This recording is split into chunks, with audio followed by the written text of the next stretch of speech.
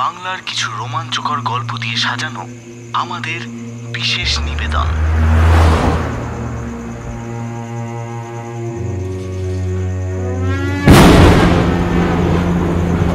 অমাবস্যার অন্ধকার রাতে কতই না বাচ্চাদের খেয়েছে ওই ডাইনিরা। তাই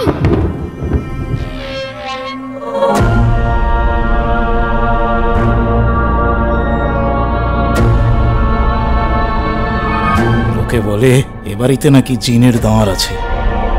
এ দেশে জিন নয় ভাই, খুব খারাপ জিন। আমি চরিত্রের অভিনয় নয়, চরিত্র হয়ে ওঠাতে বিশ্বাস করি।